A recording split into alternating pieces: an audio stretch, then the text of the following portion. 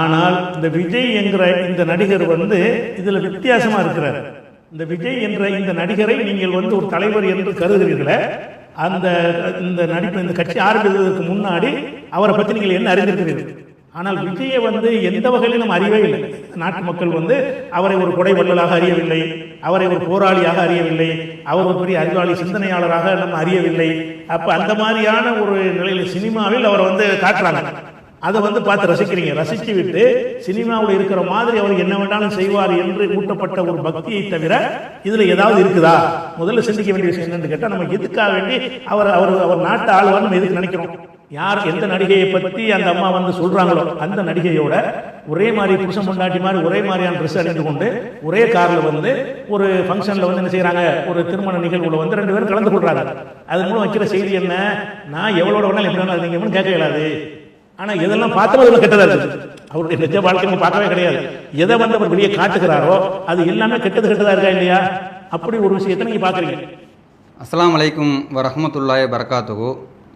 அன்பிற்குரிய சகோதர சகோதரிகளே, விஜயை ஏன் எதிர்க்க வேண்டும் என்ற தலைப்பில் அடுக்கடுக்கான ஆதாரங்களுடன் அறிஞர் பிஜே அவர்கள் பேசியிருக்கக்கூடிய இந்த காணொளியை அனைவரும் பகிர வேண்டும். ஏனென்று சொன்னால், யார் வர வேண்டும் என்பது யார் வரக்கூடாது என்பதில் மக்களுக்கு தெளிவுபடுத்த வேண்டிய ஒரு சூழல் இருக்கின்ற காரணத்தினால இதை ஒரு விளையாட்டாக எடுத்துக்கொள்ளாமல் வாக்குப்பதிவு நேரம் நெருங்கிவிட்ட காரணத்தினால் அனைத்து மக்களிடமும் கொண்டு போய் சேர்க்க வேண்டிய கடமை நம் மீது இருக்கிறது. அதுவும் குறிப்பாக சொல்வதாக இருந்தால், ஆளும் கட்சி வேட்பாளர்கள், தொண்டர்கள், சமுதாய போராளிகள், முஸ்லீம் சமூகத்தில் இருக்கக்கூடிய சகோதர சகோதரிகள் இதை அனைத்து மக்களுக்கும் கொண்டு போய் சேர்க்க வேண்டும் என்று கோரிக்கை வைத்தவர்களாக ஆரம்பம் செய்கின்றோம். அஸ்ஸலாமு அலைக்கும் வரஹ்மத்துல்லாஹி வபரகாத்துஹு. அன்பிற்குரிய சகோதர சகோதரிகளை, வரக்கூடிய சட்டமன்ற தேர்தலில் முஸ்லீம்கள் எந்த மாதிரியான நிலைப்பாட்டை எடுக்க வேண்டும் என்பதை குறித்து ஏற்கனவே விரிவாக ஒரு விளக்க வீடியோவை நம்ம போட்டிருக்கிறோம். இப்போ சிறப்பாக ஒரு செய்தியை இந்த நேரத்தில் சொல்ல வேண்டியிருக்கிறது.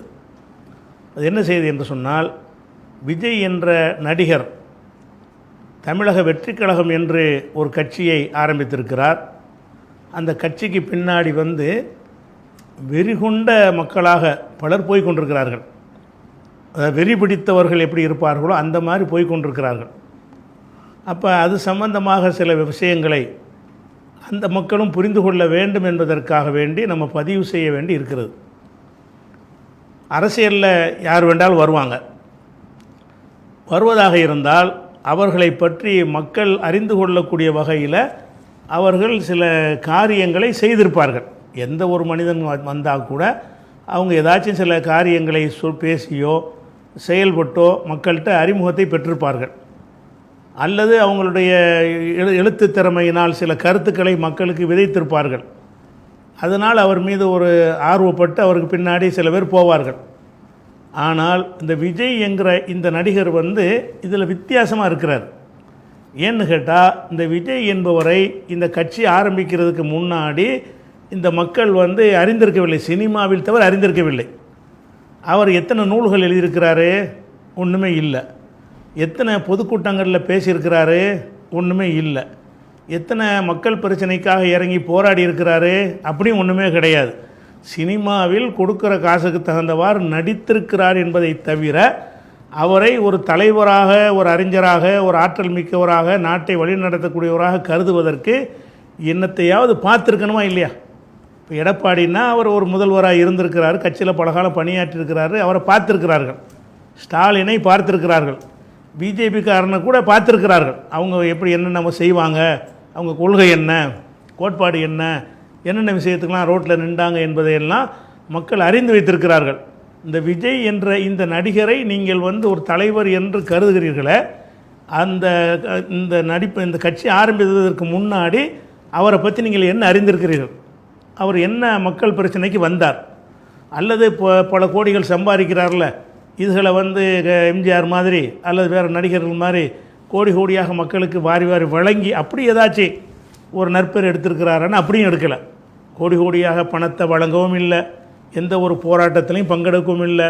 அவள் அறிவார்ந்த சிந்தனைகளை எல்லாம் ஊட்டக்கூடிய வகையில் நூல்களை எழுதி விழிப்புணர்வு ஏற்றக்கூடிய ஒரு தத்துவங்களை மக்கள்கிட்ட சொல்லி அதனால் இவர் வந்து நல்லபடி ஆட்சி பண்ணுவார் நினைக்கிற மாதிரி அப்படி ஏதாச்சும் ஒரு முன்னுதாரணம் இருக்குதான்னா அப்படியும் கிடையாது. எத்தனையோ மக்களுக்கான பிரச்சனைகள் நடந்த நேரத்தில் வந்து அதுக்காக ஒரு அறிக்கையை கூட விட்டது கிடையாது, களத்தில் இறங்கி போராடியதும் கூட கிடையாது. அப்படியான ஒருவரை வந்து சினிமாவில் அவரை பார்த்திருக்கிறார்கள் என்கிற ஒரு வகையில் மாத்திரம் அவர் மாற்றத்தை ஏற்படுத்துவார் நம்புகிறாங்களே, இது அறிவுபூர்வமானதா? எதுக்கு நீங்கள் சினிமாங்க ரசிக்கிறது வேறு. ஒரு நாட்டை, ஒரு 8 கோடி மக்கள் கொண்ட ஒரு நாட்டை, மாநிலத்தை ஆள்வதற்கு ஒருவர் வருகிறார் என்று சொன்னால் அவருடைய அறிவு, அவருடைய ஆற்றல், அவருடைய துணிவு, அவருடைய திறமை, அவருடைய செயல்பாடு இதில் ஏதாவது ஒன்றில் ஈர்க்கப்பட்டு ஒருத்தருக்கு பின்னாடி போனால் அதில் ஒரு அர்த்தம் இருக்குது. தவறாக புரிந்துக்கிட்டு போனால் கூட அதில் ஒரு ஒரு லாஜிக் இருக்கிறது. ஆனால் விஜயை வந்து எந்த வகையிலும் நம்ம அறியவே இல்லை. எந்த நாட்டு மக்கள் வந்து அவரை ஒரு கொடை வள்ளலாக அறியவில்லை, அவரை ஒரு போராளியாக அறியவில்லை, அவர் ஒரு பெரிய அறிவாளி சிந்தனையாளராக நம்ம அறியவில்லை. அப்போ அந்த மாதிரியான ஒரு நிலையில் சினிமாவில் அவரை வந்து காட்டுறாங்க. அதை வந்து பார்த்து ரசிக்கிறீங்க. ரசித்து விட்டு சினிமாவில் இருக்கிற மாதிரி அவர் என்ன வேண்டாலும் செய்வார் என்று ஊட்டப்பட்ட ஒரு பக்தியை தவிர இதில் ஏதாவது இருக்குதா? முதல்ல சிந்திக்க வேண்டிய விஷயம் என்னென்னு கேட்டால், நம்ம எதுக்காக வேண்டி அவர் நாட்டை ஆழ்வார் நம்ம எதுக்கு நினைக்கிறோம்? நாட்டை ஆழ்வார் என்று நினைக்கிறதுக்குரிய தகுதி என்ன தகுதி அவர்கிட்ட பார்த்தீங்க? உனக்கு இதுக்கு மட்டும் என் பதில் கேளுங்க. உங்கள்கிட்ட நீங்கள் விஜயிடத்தில் நாட்டை ஆள்வதற்குரிய என்ன தகுதியை நீங்கள் பார்த்தீர்கள்? போராட்ட குணத்தை பார்த்தீர்களா? அறிவை பார்த்தீர்களா? சிந்தனையை பார்த்தீர்களா? வள்ளல் தன்மையை பார்த்தீர்களா? ஒன்றுமே பார்க்கவே இல்லை. சினிமாவில் எதை வேணாலும் காட்டுவான். சினிமாவில் உள்ளது வந்து எல்லாமே பொய். முதல்ல விளைவிக்கணும். சினிமாவில் விஜய் ஒரு வசனம் பேசுகிறாருன்னா அவர் பேசுகிறது கிடையாது. விஜய்க்காக வேண்டி எவனோ ஒருத்தன் எழுதுனதை அவர் என்ன செய்வார்? மனப்பாடம் பண்ணி வாசிப்பார். அதை கூட ஒழுங்காக வாசிக்க தெரியாமல் ஒரு 25 டேக் எடுப்பாங்க. இன்னொருக்கான்னு பேசி அதை வெட்டி கிட்டி சிதைச்சி கடைசி என்ன செய்வாங்கன்னா அவர் பேசுகிற மாதிரி உங்கள்கிட்ட கொண்டாந்து காட்டுவாங்க. அந்த டயலாக் அவருக்கு சொந்தமானதா? டயலாக் அவருக்கு சொந்தமானது இல்லை. ஒரு சண்டை காட்சியில் அப்படி பண்ணுறேன் இப்படி பண்ணுறான்னு காட்டுறாங்களே, அதுவாவது நெசமா? அதுவும் நெசம் கிடையாது. அதில் உண்மையில் வந்து சண்டை போடுற வேற ஆளாக இருப்பான். சண்டை போடுறதுக்குன்னு டூப்புன்னு வச்சுருக்கிறார்கள். அவன் சண்டை போடுவான். சண்டை போட்டு என்ன செய்வாங்கன்னா க்ளோஸ்அப்பில் காசுமா இவரை காட்டுவாங்க. சண்டை போடும்போது தூரத்தில் முதுவை காட்டுற மாதிரி இருக்கும். இவர் சட்டையை அவனை போட்டிருப்பான். அந்த மாதிரி காட்டுறாங்க. அந்த சண்டை நெசம் கிடையாது. அது மாதிரி மேலேருந்து குதிக்கிறது, அது மாதிரி எல்லாமே வந்து கைத்தில் கட்டி இப்படி இறக்குவாங்க. இறக்கிட்டு அதை க்ரீன் மேட்டை போட்டு கட் பண்ணிவிட்டு என்ன செய்கிறது, அவர் மேலேருந்து குதிக்கிற மாதிரியெல்லாம் காட்டுறாங்க. ஒரு ஆள் 10 பேர் அடிக்கிற மாதிரிலாம் காட்டுறது எல்லாமே நெசமா? அவளும் வந்து கேமரா ட்ரிக்கில் வச்சு இன்றைக்கி ஏஐ காலத்தில் இதை விட தாண்டி செய்யலாம்.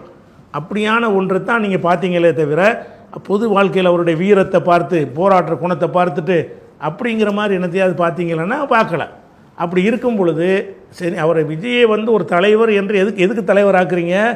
இந்த நாட்டை ஆள்வதற்கு அவர் தகுதி உள்ளவர் நினைத்து தானே போகிறீங்க. அந்த சசிகலா போய் பார்க்குறீங்கன்னா அது ஒரு கணக்கு வேறு. அதுவே பைத்தியக்காரத்தனை எங்கள் கருத்து பிரகாரம் அது பார்க்குறீங்கன்னா பார்த்தீங்க தொலைஞ்சி போனீங்கன்னு போயிடும். அவர் என்ன மாதிரி நீங்கள் சித்தரிச்சிட்டீங்கன்னு கேட்டால், இந்த நாட்டை ஆள்வதற்கு தகுதி உள்ளவர்னு கருதுறதுக்கு நீங்கள் கண்டது என்ன? முதல் சிந்தனை விஜய் ரசிகர்கள்ட்ட ஒவ்வொருத்தரும் சிந்திக்க வேண்டியது, நம்ம அவர்கிட்ட என்னத்தை பார்த்தோம், அவர் இந்த நாட்டுக்காக என்ன செஞ்சார்னு பார்த்தானே இனிமேல் செய்கிறது முடிவெடுக்க முடியும். இதுக்கு முந்தைய அவர் என்ன செஞ்சிருக்கிறார் என்பதை பார்த்து தான் இதே மாதிரி அவர் செய்வார் என்ற முடிவுக்கு வர முடியும். ஒன்றுமே பார்க்கல. ஃபஸ்ட்டு விளைவிக்கணும். அடுத்ததாக நீங்கள் பார்க்க வேண்டிய என்னென்னு கேட்டால், அவர் இந்த அரசியலுக்கு வந்தேன்னு சொன்னார்ல, வந்தேன்னு சொல்வதிலிருந்து நான் பேசுகிற இந்த தேதி வரைக்கும் அவருடைய நடவடிக்கைகளை சிலது நடவடிக்கை தான் நமக்கு தெரியுது, அவ்வளோதான் தெரிகிறது. அவருடைய ஒட்டுமொத்த வாழ்க்கை நமக்கு தெரியலை, சில நடவடிக்கைகள் தெரிகிறது. அந்த ஒவ்வொரு நடவடிக்கையிலையுமே அவர் வந்து அன்ஃபிட்டு, எந்த ஒரு தகுதியும் இல்லாத ஒரு ஆள் அப்படிங்கிறத காட்டுதா இல்லையா? அவருக்கு தெரிஞ்ச நடவடிக்கைகள் ஒன்றா பாருங்கள். முதல்ல ஊழலை ஒழிப்பேன், நேர்மையாக இருப்பேன் அப்படிங்கிற மாதிரி ஒரு டயலாக் விடுறாரு. நீங்கள் என்ன செய்கிறீங்க? ஊழலை ஒழிப்பார்னு நினைக்கிறீங்க. ஊழல்னா என்னன்னு கேட்டால், அரசாங்கத்தினுடைய ஒரு பைசாவை தொடமாட்டேன்னு என்கிறார். இவர் பல கோடிகளுக்கு வெளிநாட்டிலேருந்து காரை இறக்குமதி பண்ணுறார். வெளிநாட்டிலேருந்து கார் இறக்குமதி பண்ணால் அதுக்குன்னு இந்தியாவுடைய சட்டப்படி அதுக்கு ஒரு வரி போடுவாங்க. வெளிநாட்டிலேருந்து வரக்கூடிய கார்களுக்கு என்ன செய்வாங்க? சுங்க வரி போடுவாங்க. அந்த வரி இவருக்கு போடப்படும் பொழுது அந்த வரி கட்ட மாட்டேன்றார். கோர்ட்டில் போய் அந்த வரியை தள்ளுபடி நீ ஏன் கேட்குற? அந்த மாதிரி வசதியான ஆட்கள்கிட்ட வரி போட்டு தான் நாட்டை நடத்த முடியும். வசதியான ஆட்கள்கிட்ட பல கோடிகளுக்கு யாரெல்லாம் ஏற்றுமதி இறக்குமதி பண்ணுகிறார்களோ அவங்கள்ட்ட கொஞ்சம் அதிகமான வரிகளை போடுவது எதுக்காக அந்த வரி போடுறாங்க? உங்களுக்கு தான், மக்களுக்கு தானே போடுறாங்க. விஜய்க்கு போட்ட வரி எதுக்காக வேண்டி? அந்த வரியின் மூலமாக நாட்டு மக்களுக்கு நன்மை செய்வதற்கு போடுறாங்க. தேசத்துக்கு போடக்கூடிய வரி. அந்த வரியை கண்ணியமான முறையில் கட்டுவதை விட்டு அந்த வரியை கட்ட மாட்டேன்னு போனாரா இல்லையா கோர்ட்டில்? அது நீதிபதிகளை கேட்டாங்களா இல்லையா? நீங்கள் என்ன அப்பாற்பட்ட ஒரு ஆளா, சட்டத்துக்கு அப்பாற்பட்ட ஒரு ஆளா? வரி போட்டால் வரியை கட்டணுமே தவிர வரி கட்ட மாட்டேன்னு சொன்னால் அது என்ன நீங்கள் தனியாக ஒரு உரிமையை கோர்றீங்கன்னு கேட்குறாரு. அப்போ ஆட்சியில் இல்லாத ஒரு காலத்திலே கட்ட வேண்டிய வரியை கட்ட மாட்டேன்னு சொல்வாரையானால் இவர் எப்படி உங்களுக்கு தூய்மையான ஒரு ஆட்சியை தருவார் நீங்கள் நினைக்கிறீங்க? அதே மாதிரி இவர் வந்து வருமானத்தை மறைச்சார். ஒரு சினிமா படத்தில் உள்ள வருமானம் எவ்வளோ என்பதை மறைச்சி கணக்கு காட்டினார். அதை கண்டுபிடிச்சிட்டாங்க இவர் வந்து சரியான கணக்கு காட்டலன்னு. அதுக்காக என்ன செஞ்சாங்கன்னா ஒரு ஃபைன் போட்டாங்க. இது வந்து வருமானத்தை மறைச்ச வரியை தனியாக போட்டாங்க. ப்ளஸ் என்ன செஞ்சாங்கன்னா நீங்கள் வருமான வரியை ஒரு 6 கோடி ரூபா நீங்கள் வருமானம் வந்திருக்கும் போது அதை 1 கோடி ரூபான்னு கணக்கு காட்டியிருக்கிறீங்க, 5 கோடியை மறைச்சிருக்கிறீங்க அப்படின்னு சொல்லி அதற்காக வேண்டி ஒரு ஃபைன் பெனால்ட்டி, ஒரு அபராத தொகையை இன்கம் டேக்ஸ்லேருந்து போடுறாங்க. இது அபராத தொகைங்கிற இவருக்கு மட்டுமா போடுறாங்க? அந்த வருமான வரியோட சட்டப்படி போடுறாங்க. நான் மறைச்சாலும் போடுவாங்க. எனக்கு 500 கோடி ரூபா வருமானம் வருது, நான் 100 கோடி ரூபான்னு கணக்கு காட்டினேன்னு வைங்க, அது ஒரு கள்ளத்தனம் தானே. 500 கோடி ரூபா வந்திருக்கிறேன், நான் வந்து 100 கோடி தான் கணக்கு காட்டுவேன்னு சொன்னால் அரசாங்கத்துக்கு சேர வேண்டியது, அதாவது மக்களுக்கு சேர வேண்டிய ரூபாயை வந்து ஒரு மோசடி பண்ணுறார், ஏமாத்துறார். ஆட்சி அதிகாரத்தில் இல்லாமல் இருக்கும்போது ஏமாத்துறாருன்னு சொல்லும் பொழுது அதுவே இவர் நேர்மையற்றவர் என்பதற்கு ஒரு ஆதாரமாகுது. அது மாத்திரம் இல்லாமல் அதுக்குன்னு போட்ட அந்த ஃபைனை வந்து இவருக்கு மட்டும் போட மாட்டாங்க, எல்லாருக்கும் போடுவாங்க. எல்லாருக்கும் ஃபைன் போட்டாலும் எனக்கு போடக்கூடாதுன்னு கோர்ட்டுக்கு போகிறார். இவர் போட்ட வழக்கு தான் இதெல்லாம் வந்து கிசுகிசுல வந்த செய்தி கிடையாது. இது எல்லாமே இவர் நீதிமன்றத்தில் வழக்கு போட்டதுனால உலகத்துக்கு தெரிஞ்ச ஒரு விஷயம். அப்போ நம்ம என்ன பார்க்கணும், இவங்க அரசாங்கத்துக்கு செலுத்துகிற வரியே ஒருத்தன் கரெக்டாக கட்ட மாட்டேன்னு சொல்லுவானே, ஆனால் இவன்கிட்ட எப்படி நேர்மையாக இருக்குங்க, எப்படியான ஒரு நேர்மையான ஆட்சியை தருவான்ட்டு அப்படி சிந்திக்கணுமா இல்லையா? அப்படி சிந்தித்து பார்த்தாலும் இவர் வந்து என்ன இல்லை, இவர் அன்ஃபிட்டு சில நடவடிக்கைகளை வச்சு தானே பார்க்கணும், தகுதியற்றவர் என்பதை நம்ம காட்டுகிறது. அது மாத்திரம் இல்லாமல் பொதுவாக மனிதர்கள் பர்சனல் தனிப்பட்ட முறையில் பலவிதமான மறைமுகமான வாழ்க்கை எல்லாருக்குமே இருக்கும். வெளியில் தெரிகிற மாதிரி தான் உள்ளே இருப்பார்னு யாரை பற்றியும் சொல்ல முடியாது. அப்படிப்பட்ட மறைமுகமான வாழ்க்கை இருக்கும். இவர் விஷயம் என்னென்னு கேட்டால், இவருடைய மனைவி வந்து இவருக்கு எதிராக வழக்கு போடுறாங்க. என்னை வந்து பல வருஷங்களாக என்னை அடைச்சி வச்சிருக்கிறாரு, கொடுமைப்படுத்துகிறாரு, பல வருஷங்களாக என்னை கொடுமைப்படுத்துகிறாரு, வீட்டை விட்டு வெளியே போக முடியாத அளவுக்கு சிறை பிடித்து வைத்திருந்தார், தப்பிச்சு தான் அந்த அம்மா போயிருக்கிறாங்க. போய் நீதிமன்றத்தில் விவாகரத்துக்கு என்ன செய்கிறாங்க, ஒரு வழக்கு பதிவு பண்ணுறாங்க.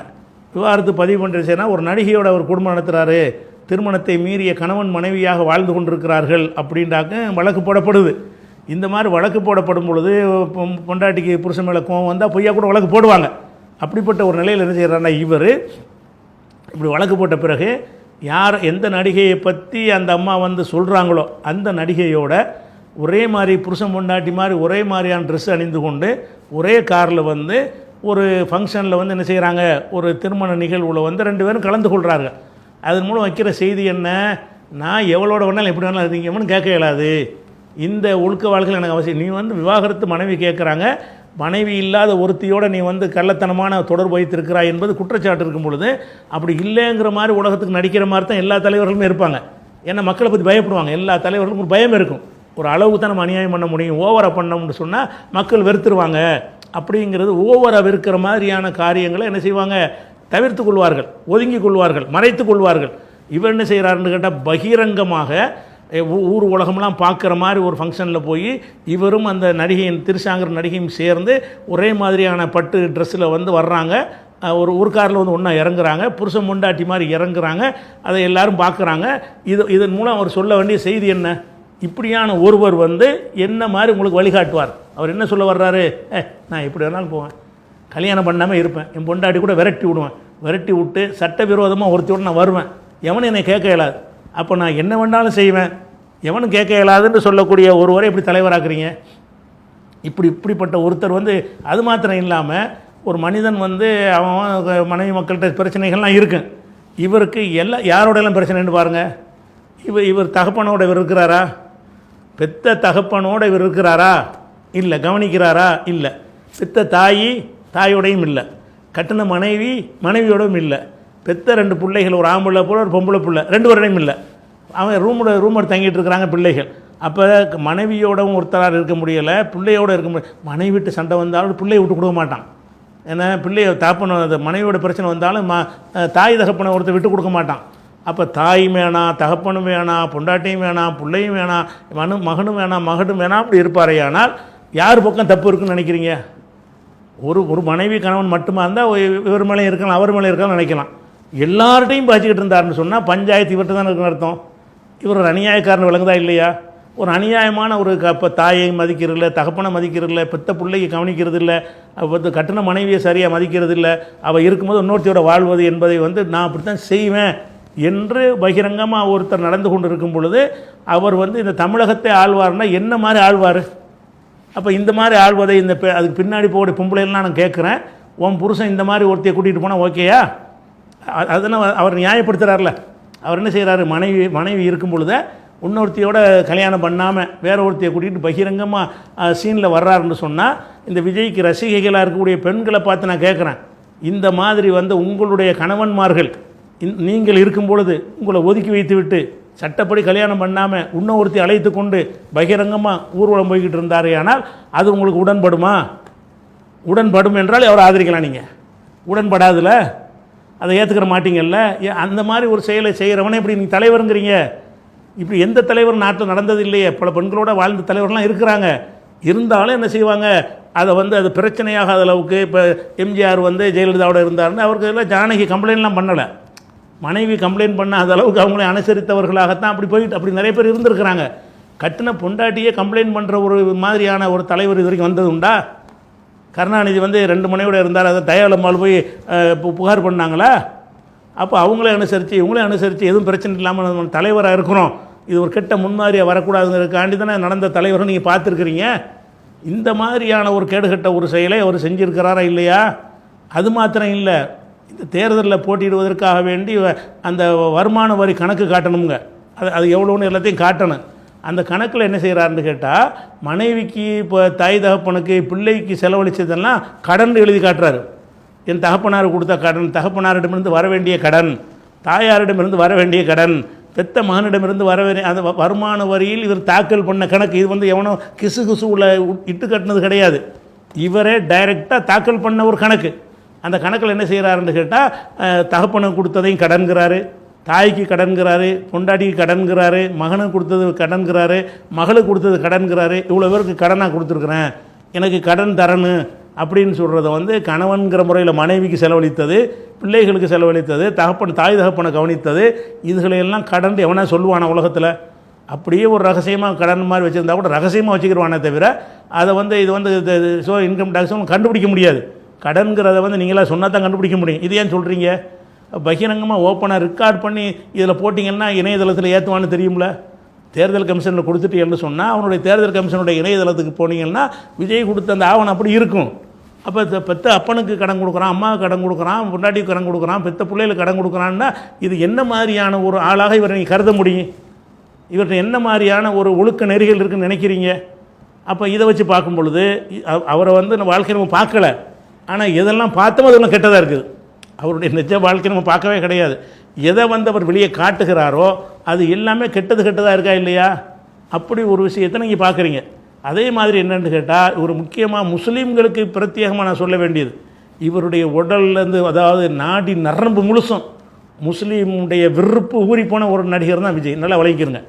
முஸ்லீம் என்றாலே முஸ்லீமை வந்து கெட்டவனாக காட்டணும், முஸ்லீம்களை ஒட்டுமொத்த மக்கள் வெறுக்கணும் என்பது இரத்தத்தோடு இரத்தமாக கலந்து ஊறி போன ஒருவனாகத்தான் நீங்கள் இந்த விஜயை பார்க்க முடியும்.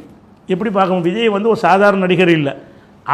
அவரை மீறி எதுவும் டைரக்டர் பண்ண முடியாது, அவரை மீறி தயாரிப்பாளர் பண்ண முடியாது. இவர் எந்த காட்சி வேணாங்கிறது இருக்காது, எதை வைக்க சொல்ல அதை வைக்க முடியும். வேறு நடிகராக இருந்தால் டைரக்டர் சொல்ல கேட்கணும்.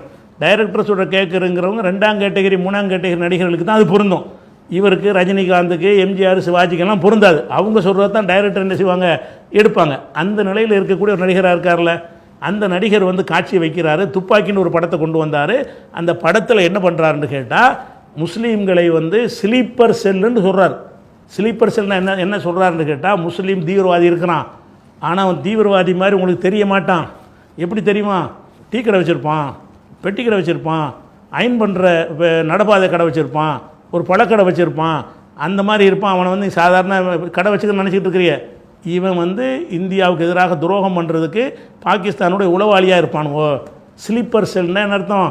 அதாவது வெளியே தெரியாத வகையில் வேறு ஒரு போர்வையை பொருத்தி கொண்டு உள்ளுக்குள்ளே பூரா தேச விரோத செயலை செய்யக்கூடியவர்கள் முஸ்லீம்கள் இருக்கிறார்கள். அவர்கள் யாராக இருப்பார்கள்? சின்ன சின்ன அற்பமான ஆட்கள் நினச்சிட்டு இருப்பீங்க. இவன் நடப்பாத வியாபாரி, இவன் பழம் வைக்கிறவன் நினைப்பீங்க. பழம் வைக்கிறவன் இல்லை, குண்டு வைக்கிறவன்.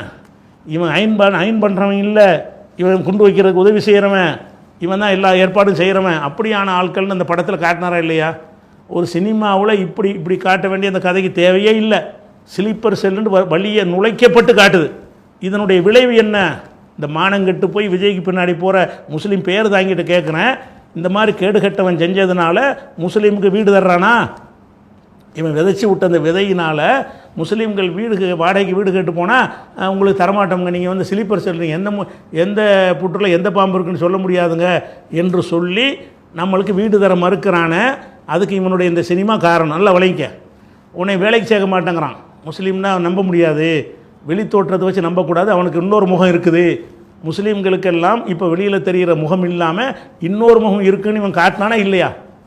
அவ்வளோ கடுமையான முறையில் முஸ்லீம்களை கேவலப்படுத்தி சினிமா எடுத்தானே. அந்த ஒரு சினிமாவோட அதுக்கு எதிராக ஒட்டுமொத்த சமுதாயம் கொந்தளிச்சு பல போராட்டங்கள்லாம் பண்ணாங்க. அதெல்லாம் இந்த பிஞ்சுகளுக்கு தெரியாது, இப்போ ரசிகராக இருக்கிறவனுக்கு தெரியாது. அன்னைக்கு அவனுக்கு எதிராக அவ்வளோ பெரிய கொந்தளிப்பு முஸ்லீம் சமுதாயத்தில் இருந்துச்சு. நம்மளை இந்த மாதிரி காட்டுறானே, அதில் நீனும் தானே வருவ. நீ விஜய் அண்ணான்னு சொல்ல மானங்கட்ட பொம்பளைலாம் நிற்கிறாள் கேட்குறேன், நீனு அதில் வருவியா வரமாட்டியா? உனக்கு வேணால் வேலை தருவானா? உனக்கு வேணால் வீடு தருவானா? வேறு மதத்து மக்கள் உன்னை பற்றி எப்படி நினைப்பார்கள்? அவனுக்கு தெரிஞ்ச முஸ்லீம் தான். முஸ்லீமா இவன் வந்து தீவிரவாதி, இவனுடைய தோற்றத்தை வச்சு நம்பிடாதீங்க, குண்டு வைக்கிறவன் என்ற ஒன்றை உண்டாக்குனானா இல்லையா? அப்போ இது வந்து இவனுடைய சம்மதம் இல்லாமல், இவனுடைய விருப்பம் இல்லாமல், இவன் ரசிக்காமல் அது அந்த படத்தில் வச்சுருக்க முடியுமா? சந்திரசேகரன் மன்னிப்பு கேட்டார், என்னை மன்னிச்சிருங்க, தெரியாமல் பண்ணிட்டான் பையன், அடுத்து ஒரு முஸ்லீமாக நான் நடிக்க வைக்கிறேன் வர அப்படின்னு நெஞ்சார். அந்த சமரச பேச்சு நடந்துச்சு இல்லையா? அந்த நேரத்தில் அவர் கலந்து கொண்டு இந்த விஜய்க்காக வேண்டி அவர் மன்னிப்பு கேட்டு இனிமேல் அடுத்த படத்தில் ஒரு முஸ்லீமாக நடித்து இஸ்லாத்தினுடைய பெருமையை சொல்லுவார் என்று சும்மா டைலாக் விட்டானே. அப்படி நடிக்கவும் இல்லை. இவன் நடித்ததுனால அது மாறப்போகிறதும் கிடையாது. விளங்குதா? என்ன மாதிரி நீ காட்டினியோ அந்த கொளுத்தி போட்டது அப்படி மக்கள் மத்தியில் பதிஞ்சு போச்சு. அது ஒரு விஷயத்தை நீங்கள் பார்க்கணும். அடுத்து என்ன பண்ணான்னு கேட்டால், பீஸ்ட்னு ஒரு படம் எடுத்தான். பீஸ்ட் அது படத்துக்கு பேர். அந்த பீஸ்ட் படத்தில் என்ன பண்ணுறான்னு கேட்டால், இதே மாதிரி தாடி வச்சு இஸ்லாமிய தோட்டத்தில் இருப்பான்ல அந்த மாதிரி ஒரு தீவிரவாதியை ஒத்த கையில் தூக்கிட்டு போகிற மாதிரி, அது பொம்மை தான் தூக்கிட்டு போவோம், அது ஒரு விஷயம். தூக்கிட்டு போய் அந்த தீவிரவாதியை பிடிக்கிறார், ஒத்தாளாக போய் பிடிக்கிறான்னு காட்டுறேன். அந்த தீவிரவாதி படத்துக்கு என்னத்துக்கு? ஏன் இந்த தீவிரவாதினா இதுதான் தீவிரவாதியா? முஸ்லீம் அப்படி எங்கேயாவது இருந்தானா? எங்கேயாவது ஸ்லீப்பர் செல்னு சொன்னீடா, அப்படி எங்கே முஸ்லீம் மாட்டினான ஸ்லீப்பர் செல் எவனாச்சும்? இந்த மாதிரி நீ சொல்கிற மாதிரி ஷாப்பிங் மாலில் போய் பிடிச்சிட்டு வர்ற மாதிரி காட்டுறிய, அப்படி இருந்துச்சா? அப்போ மக்கள் மத்தியில் என்ன பார்த்தீங்க? இவங்க சரியான பயங்கர முஸ்லீம்னால நம்ப முடியாதுப்பா. அதாவது இஸ்லாமிய கோலத்தில் இருப்பான் பாருங்க, அவன் நம்பிடுறாள். அதாவது தாடி தலப்பா ஜுப்பான்னு இருந்தான்னு வைங்க, இவனும் ரொம்ப ஆபத்தானவங்க, இவங்களுக்கு பின்னாடி வேற ஒரு முகம் இருக்குது அப்படின்னு காட்டினானா இல்லையா? இவ்வளோ எதிர்ப்பு வந்து அதுக்கு பிறகும் இப்படி காட்டுறான்னு சொன்னால் ரெண்டாவதுலேயும் நடக்குமான தற்செயலாக இது? நல்லா சிந்திச்சு பாருங்கள். இஸ்லாமியர்கள் மீது எவ்வளோ வெறுப்பு கொண்டவனவன் அப்படிங்கிறதுக்கு இதை ஒன்று போதும். இதுக்கு பிறகு ஒருத்தன் முஸ்லீம் அதுக்கு பின்னாடி நிற்கலாமா? அடுத்து என்ன பண்ணுறான்னு கேட்டால், இப்போ ஜனநாயகன்ற ஒரு படத்தை எடுத்துருக்கிறான். அதை வந்து கள்ளத்தனமாக வெளியிட்டாங்க, வெளியே வந்துருச்சு. அந்த படமே முழுசாக வந்துருச்சு. முழுசாக வந்ததில் முக்கியமான ஒரு காட்சி என்னன்னு கேட்டால், மதுரையை எடுக்கிறான். மதுரை தான் திருப்பரங்குன்றம்ல பஞ்சாயத்தாக ஓடிக்கிட்டு இருக்கிறது. திருப்பரங்குன்றத்தை ரத்த கலரி ஆக்கிறதுக்காக வேண்டி காவிகள் திட்டம் போட்டுருக்குறாங்க. அந்த திருப்பரங்குன்றம் கொடியேற்றுற ஒரு விஷயத்தை வச்சு மத கலவரத்தை பூசி குண்டு வச்சு அழிக்கணுங்கிற அளவில் ஒரு கலவர இதை வந்து திட்டமிட்டு செயல்பட்டு இருக்கிறத உலகத்துக்கெல்லாம் தெரியும். இவன் என்ன செய்கிறான்னு கேட்டால், அதே மதுரையில் கொண்டாந்து வைக்கிறான். அந்த மதுரை எங்கே வைக்கிறான்? மதுரையில் கோரிப்பாளையம், நெல்பேட்டைன்னு முஸ்லீம்கள் பகுதி, முஸ்லீம்கள் இருக்கிற பகுதி இருக்குல்ல, அந்த ஏரியாவில் இருக்கிற மாதிரி அந்த சம்பவத்தை காட்டி இவங்க வந்து அது இங்கே கோவில் திருவிழாவில் கொண்டு வைக்கிறதுக்காக வேண்டி. கோவில் திருவிழா இது வரைக்கும் உள்ள சரித்திரத்தில் எங்கேயாச்சும் கோவில் திருவிழாவில் இந்தியா முழுசு எங்கேயா கொண்டு வச்சுருக்காங்களா? கோவில் திருவிழாங்கிற ஆர்எஸ்எஸ்க்கு ஒரு சண்டை வந்து அப்படி கோபத்தில் போய் ஏதாவது செஞ்சுருப்பான். அது கொஞ்சம் பேர் செஞ்சால் சில சம்பந்தம் இல்லை. ஆனால் கோவில் திருவிழா, வழிபாட்டு திருவிழா, சித்திரை கள்ளழகருக்கு ஆற்றுல இறங்குறான்னு ஒரு திருவிழா நடத்துவாங்க. போகிற வழியெல்லாம் மோர் கொடுப்பாங்க முஸ்லீம்கள். போகிற வழியெல்லாம் அந்த ரோடு சூடாகக்கூடாது என்பதற்காக தண்ணி ஊற்றி வைப்பார்கள், அந்த மக்கள் நடந்து போகிறாங்களேன்னு. அந்த மாதிரி அவங்களுடைய மதத்தில் விழா, இஸ்லாத்தில் இது இல்லாவிட்டாலும் கூட அந்த மக்கள் கஷ்டப்படுறாங்கங்கிற ஒரு காரணத்துக்காக வேண்டி இதை செஞ்ச முஸ்லீம்களும் அந்த மதுரையில் இருக்கிறார்கள். அப்படி நல்லிணக்கத்துக்கு ஒரு கேந்திரமாக இருக்கக்கூடிய அவங்க வழிபாட்டு தலத்துக்கு டிஸ்டர்ப் பண்ணவே மாட்டார்கள். முஸ்லீம்களும் சரி இந்துக்களும் சரி ஒருத்தருடைய வழிபாட்டு தலத்துக்கு இன்னொருத்தங்க டிஸ்டர்ப் பண்ணவே மாட்டார்கள்ங்கிற அப்படி ஒரு அற்புதமான மண். அதனால தான் திருப்பரங்குன்றத்து விஷயத்தில் அவங்களால ஜெயிக்க முடியலை. ஒட்டுமொத்த இந்துக்களும் முஸ்லீம்களோடு நின்றார்கள். அப்படிப்பட்ட ஒரு நிலையில் என்ன பண்ணுறான்னு கேட்டால், கோவில் திருவிழாவில் கொண்டு வச்சு இந்த குண்டுனால எவ்வளோ பேர் சாவாங்க தெரியுமா பாய்ன்னு கேட்கும்பொழுது சாவட்டும் அப்படின்னு அவன் சொல்கிறான். யார் குண்டு வைக்கிறதா காட்டக்கூடியவன். அப்போ இதன் மூலம் அவன் என்ன சொல்ல வர்றான், முஸ்லீம் வந்து கோவிலில் திருவிழா நடத்தும் போது குண்டு வைப்பான், அவன் எங்கே உள்ளவனாக இருப்பான், நெல்பட்டியில் உள்ளவனாக இருப்பான், அவன் வந்து கோரிப்பாளையத்தில் உள்ளவனாக இருப்பான், முஸ்லீம்கள் வசிக்கிற பகுதியில் உள்ளவனாக இருப்பான், முஸ்லீமாக இருப்பான் அப்படின்னு இதில் காட்டுறானே. இதுக்கு என்ன அவசியம் வந்துச்சு இந்த படத்துக்கு? அவன் உள்ளம் பூரா நிறைஞ்சிருக்கிற விஷம் முஸ்லீமை எல்லோரும் வெறுக்கிற அளவுக்கு செஞ்சு பண்ணும், முஸ்லீம்களை எல்லாரும் வெறுக்கிற அளவுக்கு செய்யணும் என்று சொல்லி இவனுடைய இந்த கிறிஸ்தவர்களில் எக்ஸ்ட்ரீமான சில பேர் இருக்கானுவோம் இஸ்லாத்துக்கு. அந்த மாதிரி குரூப்போடு இவனுக்கு தொடர்பு இருக்குன்னு நினைக்கிறேன். அவனு தான் இஸ்லாத்தை கொச்சப்படுத்தி பேசுவாங்க, இவனு கிறிஸ்டின் தானே. அந்த மாதிரியான ஒரு குழுவுடைய தாக்கத்தின் காரணமாகத்தான் இவன் இந்த மாதிரி எடுத்திருக்க முடியுமே தவிர, இல்லாட்டி இது எடுக்க வேண்டிய அவசியம் என்ன? எத்தனையோ கதைகள் இருக்க. இது இந்த இப்படி ஒரு கதை தேவையா? நடந்திருந்தால் கூட பரவாயில்லை. எந்த ஒரு கோவில் சுதந்திரம் அடைஞ்சு இத்தனை வருஷத்தில் எந்த கோவில்லையாவது திருவிழாவிலையாவது குண்டு வச்சு வந்திருக்குதா? முஸ்லீம் செஞ்சான்னு வந்திருக்கா? சம்பவமாக இருந்திருக்குதா? அப்படி இருக்கவே இல்லை. அப்படி இருக்கும் பொழுது வேணும்னு இதை கொண்டு வர்றான் என்று சொன்னால் இவன் எப்படிப்பட்ட ஒரு அயோக்கியனாக இருப்பான் அப்படிங்கிறத முஸ்லீம்கள் சிந்திச்சு. சாதாரண ஆள் கிடையாதுமே. அது மாத்திரமில்லை, உங்களுக்கு எப்படிப்பட்டவங்க எதிரின்னு சொன்னால் திருப்பரங்குன்றத்திலே பிரச்சனை உங்களுக்குலாம் தெரியும். திருப்பரங்குன்றத்தில் ஒரு தர்கா இருக்கிறது, நீண்ட காலமாக இருக்கிற ஒரு தர்கா. அதே திருப்பரங்குன்றத்தில் முருகனுக்கு ஒரு கோயிலும் இருக்கிறது. அப்போ கோயிலில் வந்து என்ன செய்வாங்கன்னா, அந்த கார்த்திகை மாதத்தில் ஒரு தீபம் ஏற்றுவாங்க. இந்து மத நம்பிக்கை பிரகாரம் அதுக்கு ஒரு தீப தூண்டு ஒன்று வச்சுருக்குறாங்க.